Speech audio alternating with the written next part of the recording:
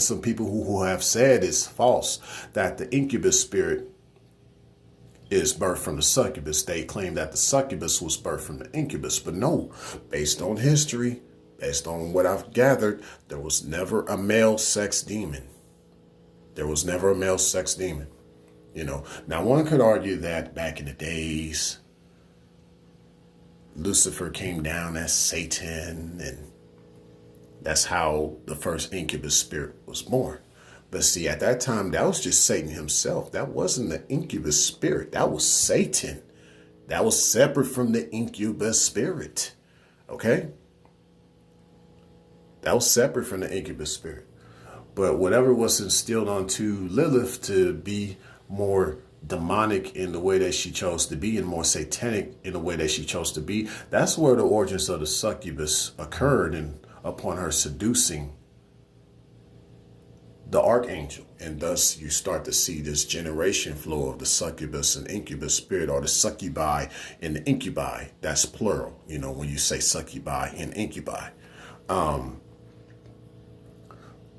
But this gives you an idea. Yes, it was never that the succubus was birthed from the incubus. The incubus is birthed from the succubus, given that the incubus can't even reproduce on its own. It has to be transferred spiritually or biologically based on the succubus being a carrier. Whether she's a carrier spiritually of the incubus spirit or she is within a female host. But the incubus spirit cannot reproduce on its own. It needs a host to be inserted into. And it could shift. It could be at one time incubus, but it can actually be a succubus that morphed into incubus. So it gets complicated. So technically there really isn't a such thing as an incubus based on what I've gathered. Yeah, so the rabbit hole gets deep on this one. And, you know, so it's to me false that the succubus is birthed from the incubus. The incubus is actually birthed from the succubus, but in essence, the succubus can also shift from a female sex demon into a male sex demon. And one can even add into there that this type of, I don't know if you want to even call it a gift, but this thing goes all the way back to the days of the garden, you know, when Lilith had the spirit in her. But one could take that a step further. How about this one, right? You want to talk about Lucifer and Satan, right? Okay. Lilith was before Eve, okay?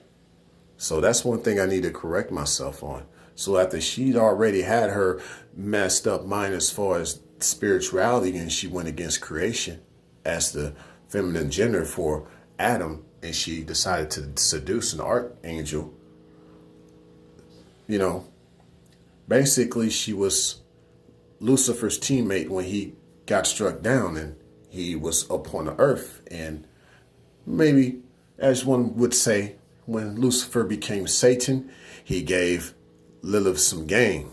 You know what I'm saying? And some argue that historically, you know, she became the serpent in the garden. You know, she wanted that edge over Eve against Adam. You know, the serpent was her.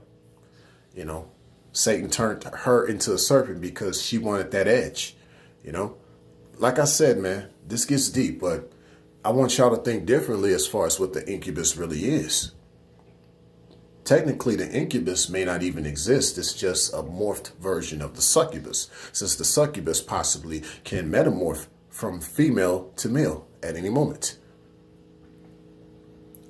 Thus, this is why, you know, a lot of tales has it to where, you know, incubus cannot reproduce on its own because, you know, a man in his right place, whether as human or angelic, he cannot be penetrated spiritually by any demonic or satanic entities because he is truly made in the image of the Creator.